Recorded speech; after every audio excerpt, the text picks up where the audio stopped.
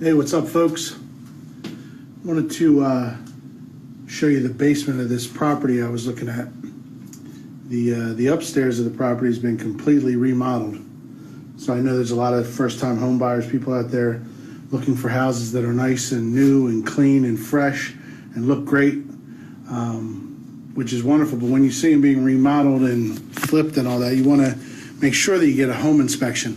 Now, I'm not a contractor by any means, and I'm not even handy, but when I come downstairs and I start seeing just all these different pieces of cut wood acting as shims to hold up the ceiling here and the floor on the first floor, it gets me concerned. So I know some people walk into a house and maybe they're like, oh man, it's great. And if the guy gives you a good enough deal, maybe you don't get a home inspection, or you waive that because you feel that, all the work's been done and you're in a competitive situation where you feel like you're going to lose out on the house. Don't waive the home inspection. It's what, $400 or $500, and it's definitely worth it, because when you walk around and start seeing stuff and you see all this wood being cut to pieces that are supporting the floor, you gotta get concerned. If you were to see the upstairs of this house, you wouldn't believe that this is the basement, because it's, I would call it a hot mess. I don't know if you can see this, it looks like it got a little dark here, but just every one of these things, man, it looks like every one of these joists is just all cut apart. And I'm seeing big spans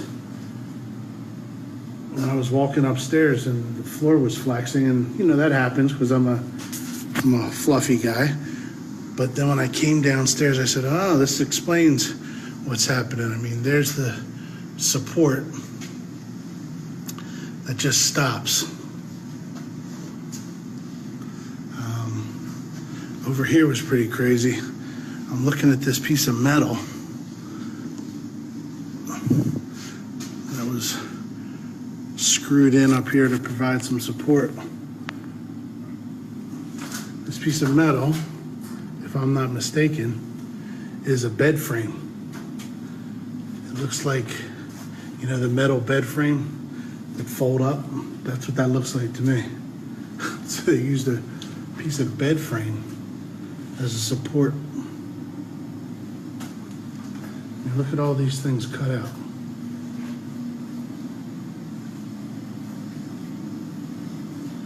You know, there's a piece of wood here going across as a support, and it's only 4 feet long. So I'm sure my contractor friends could look at this and know exactly what's going on and what happened and why they did it. I just look at the length of this pipe. It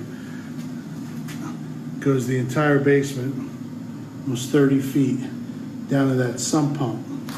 So I'm going to guess that sump pump is probably going to have a little bit of a hard time pushing that water all the way up and then all the way out across the house. That's probably why they have that heater installed over there, to dry out this basement, because there's 2 sump pumps down here in this little tiny house. So that's it. I just wanted to, like I said, I just wanted to make you guys aware of some of the stuff that you see when you start looking around in the basement. And like I said, I'm using untrained eyes. I'm not a contractor, and if it looks off to me, I can't imagine what a home inspector is going to say when he comes down here. Now, once again, the home inspector is just giving you his advice. Some people may ignore that and say, no, it's fine. But I would suggest that, you pass on those deals, even though the house may seem like your dream house because it looks real nice upstairs. It's got the hardwood floors or the granite, and it's in a great area. But if the foundation, because remember, this is serious here. I mean, if this thing collapses, we're talking life and death, right? And who knows if your insurance would even pay for it. So that's all I had to say today. Just take your time, and even though the market is hot and you want a new house, don't get a house without getting a home inspection. All right? I'll talk to you guys later. I hope you have a great day.